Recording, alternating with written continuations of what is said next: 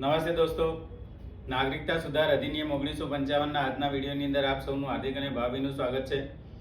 મિત્રો, 1955નો નાગરિકતા સુધાર અધિનિયમ લોકોને જુદી જુદી 5 રીતે એટલે કે જન્મ, વંશ, નોંધણી, દેશીયકરણ અને પ્રદેશના સમાવેશથી એમ જુદી જુદી 5 રીતે નાગરિકતા આપતો અધિનિયમ છે. વિગતવાર આપણે એનો અભ્યાસ કરીએ. સૌથી પહેલાં આપણે જોઈએ જન્મ આધારિત નાગરિકતા સંબંધી આ અધિનિયમની અંદર શું શું જોગવાઈઓ હતી.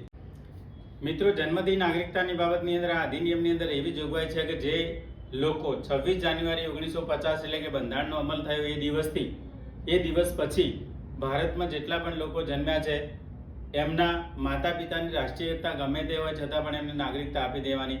પણ એ પછી આની અંદર ઘણા બધા સુધારાઓ કરવામાં આવ્યા સમયાંતરે. એમાં સૌથી પહેલો સુધારો છે 1 જુલાઈ 1987ના રોજ કરવામાં આવ્યો. 1 જુલાઈ 1987ના રોજ એવું નક્કી કરવામાં આવ્યું કે ભારતની અંદર હવે પછી જન્મનારા લોકોને નાગરિકતા ત્યારે જ અપાશે કે જેમના માતા અથવા પિતા બેમાંથી કોઈ એક ભારતીય નાગરિક હોય.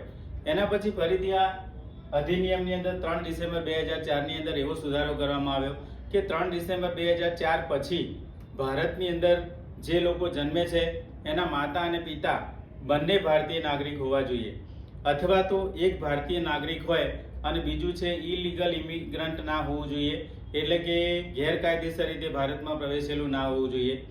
બીજું, આ અધિનિયમની અંદર એવી જોગવાઈ છે કે જે લોકો ભારતની અંદર વિદેશી રાજદૂત તરીકે સેવાઓ આપી રહ્યા છે અને જે લોકો વિદેશી શત્રુઓ તરીકે ભારતમાં નિવાસ કરે છે એવા બધા લોકોના બાળકોને પણ જન્મથી નાગરિકતા આપવામાં આવશે નહીં. દોસ્તો, 1955ના નાગરિકતા સુધાર અધિનિયમની બીજી જોગવાઈ હેઠળ વંશના આધારે એટલે કે ડિસેન્ટના આધારે નાગરિકતા આપવાની જોગવાઈ કરવામાં આવેલી હતી. જેની અંદર એવું હતું કે 26 જાન્યુઆરી 1950 પછી જે લોકો ભારતની અંદર નથી જન્મતા પણ જેમનો જન્મ વિદેશની અંદર થાય છે તો એવા બાળકોને જો એમના પિતા ભારતના નાગરિક હોય તો ભારતની નાગરિકતા આપવાની. પરંતુ એ પછી એવું ફીલ થયું, એવું લાગ્યું કે ભાઈ આ તો મહિલાઓ સાથે ભેદભાવ છે. પિતા ભારતીય નાગરિક હોય તો માતા જો ભારતીય નાગરિક હોય તો એને પણ કન્સિડર કરવી જોઈએ અને માતાની નાગરિકતાના આધારે પણ બાળકને વંશના આધારે નાગરિકતા અપાવવી જોઈએ. એટલા માટે ફરીથી આ અધિનિયમની અંદર 10 ડિસેમ્બર 1992ના રોજ એક નવો સુધારો કરી અને એવી જોગવાઈ કરવામાં આવી કે 10 ડિસેમ્બર 1992 પછી વિદેશની અંદર કોઈ બાળક જન્મે છે તો એના પિતા અથવા તો માતા બેમાંથી કોઈ એક ભારતીય હોય તો એવા બાળકને ભારતની નાગરિકતા આપવાની. એના પછી 3 ડિસેમ્બર 2004ની અંદર એવી જોગવાઈ કરવામાં આવી કે આવા બધા બાળકોને નાગરિકતા આપતા પહેલા એ પણ જોવું જોઈએ અથવા એ નક્કી કરવું જોઈએ કે આવા બાળકે વિદેશની અંદર જન્મ લીધો છે તો એ જન્મ લીધાની 1 વર્ષની અંદર એણે એ દેશના દૂતાવાસની અંદર નાગરિક તરીકે નોંધણી કરાવી છે કે નહીં. જો તેણે 1 વર્ષની અંદર જન્મના 1 વર્ષની અંદર નોંધણી કરાવેલી હોય તો જ એને ભારતની નાગરિકતા વંશના આધારે મળવાપાત્ર રહેશે. મિત્રો, આ અધિનિયમ હેઠળથી ત્રીજા પ્રકારે નોંધણીથી નાગરિકતાની જોગવાઈ કરવામાં આવેલી છે.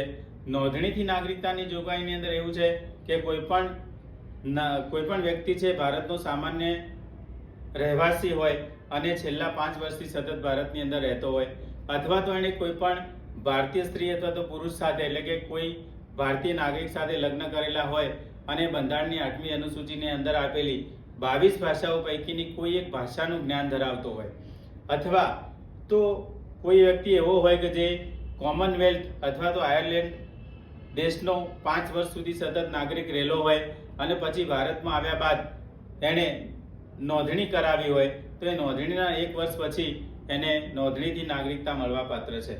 દોસ્તો, ચોથા પ્રકારે નાગરિકતા અધિનિયમથી દેશીયકરણના આધારે મળી શકે. દેશીયકરણ એટલે કે નેચરલાઇઝેશનથી નાગરિકતા માટે કોઈ પણ વિદેશી નાગરિક છે એ એવા દેશનો હોવો જોઈએ કે જે દેશ ભારતીયોની નાગરિકતા આપતો હોય, એટલે કે દેશની અંદર ભારતીયોની નાગરિકતા ઉપર પ્રતિબંધિત ના હોય.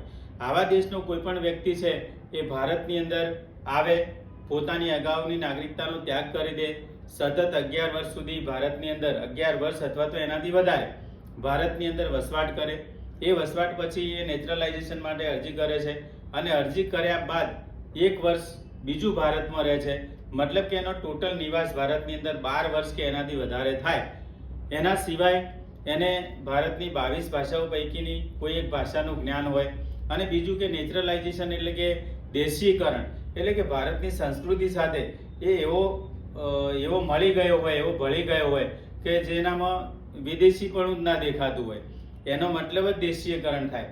તો આવા વ્યક્તિને દેશીયકરણના આધારે નાગરિકતા આપવાની જોગવાઈ આ અધિનિયમથી કરવામાં આવેલી છે. 2016ની અંદર પાકિસ્તાની ગાયક અદનાન સામીને ભારત સરકારે આ રીતે નેચરલાઇઝેશન એટલે કે દેશીયકરણથી નાગરિકતા આપેલી છે. દોસ્તો, આ અધિનિયમના આધારે 5મા પ્રકારે નાગરિકતાની જોગવાઈ એ રીતે કરવામાં આવેલી છે કે કોઈ પણ પ્રદેશ કે જે ભારતની આઉટસાઇડનો છે, બહારનો છે, અને એવો પ્રદેશ કોઈ પણ કારણોસર ભારતની અંદર જોડાય છે તો તેની અંદર વસતા જેટલા બી લોકો છે એ આપોઆપ ભારતના નાગરિક બની જાય છે. જેવી રીતે 1961ની અંદર આપણે ગોવા જીતી લીધું, દીવ, દમણ, દાદરા નગર હવેલી, 1975ની અંદર સિક્કિમ, આ બધા જ પ્રદેશો છે પહેલા ભારતના ભાગો ન હતા, પણ જ્યારથી એ ભારત સંઘની અંદર સામેલ થયા ત્યારથી એ પ્રદેશોના અંદર વસતા બધા જ નાગરિકોને ભારતની નાગરિકતા છે આપોઆપ આ અધિનિયમના આધારે મળી ગઈ હતી. દોસ્તો, આ અધિનિયમની અંદર આપણે અત્યાર સુધી જે સુધારાઓ જોયા એના સિવાય પણ 2019ની અંદર એનડીએ ગવર્મેન્ટે 2019ની અંદર CAA એટલે કે સિટીઝનશીપ એમેન્ડમેન્ટ એક્ટ ઘડ્યો, અને એના આધારે નાગરિકતાની જોગવાઈઓની અંદર કેટલાક સુધારા વધારા કર્યા, અને એક્ટનું તાજેતરની અંદર જ 2024ની અંદર જ ઇમ્પ્લિમેન્ટેશન કરવામાં આવ્યું, અને પહેલા તબક્કાની અંદર આવી રીતે કેટલાક લોકો જે વિદેશી હોવા છતાં પણ ભારતમાં વસતા હતા એવા લોકોને નાગરિકતા આપવામાં આવી. તો એ નાગરિકતા સુધાર અધિનિયમ અને NRCની જે જોગવાઈઓ છે એ હવે પછીના નેક્સ્ટ વિડીયોની અંદર આપણે એની ચર્ચા કરીશું. Thank you for watching. નમસ્તે.